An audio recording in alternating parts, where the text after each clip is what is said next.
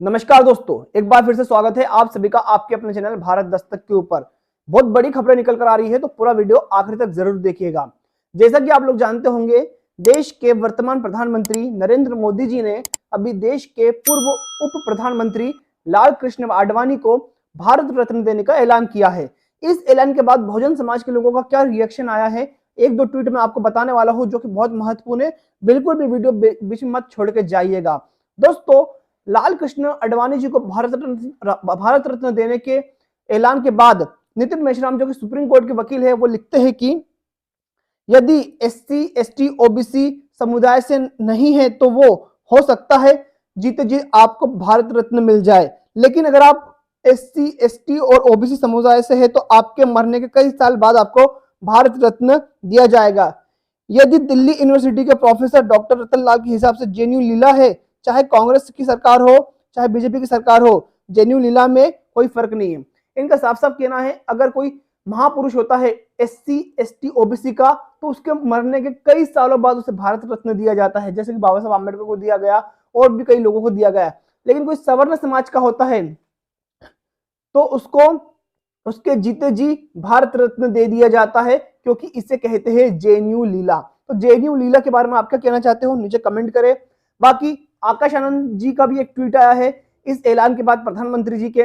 आकाश आनंद जी लिखते हैं, देश के करोड़ों दलितों, शोषितों और अल्पसंख्यक समाज को राजनीतिक ताकत देने वाले सामाजिक परिवर्तन के महानायक मान्यवर काशीराम साहब जी को भी अतिशीघ्र भारत रत्न सम्मान से सम्मानित करे सरकार। सामाजिक और आर्थिक तौर पर देश के लोगों को सशक्त करने में मान्यवर काशीराम साहब का योगदान अतुलनीय है। तो यहाँ पर आकाश आनंद जी ने इस ऐलान के बाद कहा है कि जल्द से जल्द भारत सरकार मान्यवर काशीराम साहब को भी भारत रत्न देने का ऐलान करे, क्योंकि उनका जो योगदान रहा है इस देश के दलितों, पिछड़ों और अल्पसंख्यक समाज को राजनीतिक ताकत देने का, और साथ ही साथ सामाजिक और आर्थिक मुक्ति से उनको दूर करने का, ये भी बड़ा योगदान रहा है। तो दोस्तों, आप देख सकते हो कि आपको भी लगता है मान्यवर काशीराम साहब को भारत रत्न दिया जाना चाहिए, तो नीचे कमेंट करके आप लोग अपनी राय रख सकते हो।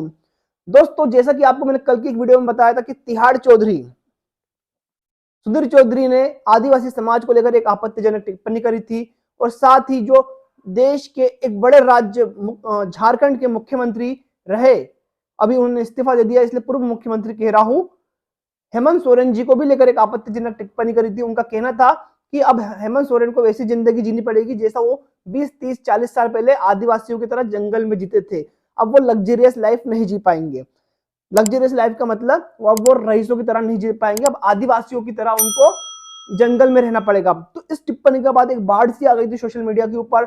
लोग बहुत ज्यादा लिख रहे थे कि अरेस्ट करो सुधीर चौधरी को, ये एक जातिवादी मानसिकता का व्यक्ति है, इसने पूरे आदिवासी समाज का अपमान किया है। इसका कहना है कि आदिवासी समाज केवल जंगल में रहने लायक है, वो कभी मुख्य धारा में नहीं आ सकता। और दोस्तों, ये बात लगभग सही भी होती है, जैसे कि जातिवादी लोग कहते हैं, क्योंकि आज भी 12 से 13 करोड़ आदिवासी समाज मुख्य धारा में नहीं आ पाया है। उसमें से कुछ ही परसेंट के लोग होंगे, बहुत ही कुछ परसेंट के लोग, जिनको हम ऐसी ही गिनती गिन सकते हैं उनकी, वही कुछ मुख्य धारा में आए हैं। और उन लोगों को देखकर ही ये कुछ जातिवादी कीड़े जलने लगते हैं। लेकिन अब अपने इस बयान को लेकर माफी मांग ली है सुधीर चौधरी ने। ये बयान आप लोग उसका जो माफीनामा है अपने स्क्रीन पर देख सकते हो।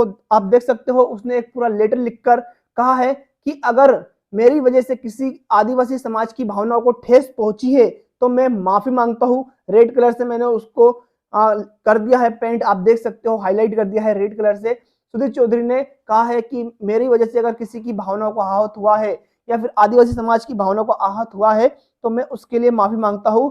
आदिवासी भाई बहनों के लिए मेरा विनम्र संदेश, ये लिखकर उसने ट्वीट करा है। एक बहुत बड़ा उसने पूरा माफीनामा लिख के दिया है, और आखिर में न चाहते हुए भी बेमन से जय जवाहर उसने लिख दिया है। बाकी ये लोग जय भीम जय जवाहर का नारा कभी देते नहीं है। वैसे भी दोस्तों, इस देश में आदिवासी जो है वो प्रकृति का पूजक है, और वो किसी भी देवी देवता को नहीं मानता है, इसलिए वो जय जवाहर का नारा देता है।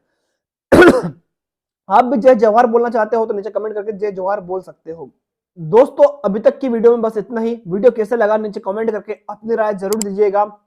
वीडियो को लाइक कीजिए, चैनल को सब्सक्राइब करके नोटिफिकेशन बेल दबाइए आने वाली वीडियो की हर लेटेस्ट अपडेट सबसे पहले पाने के लिए। देखता रहा करिए भारत दस्तक, बहुजनों की हर खबर आपके घर तक।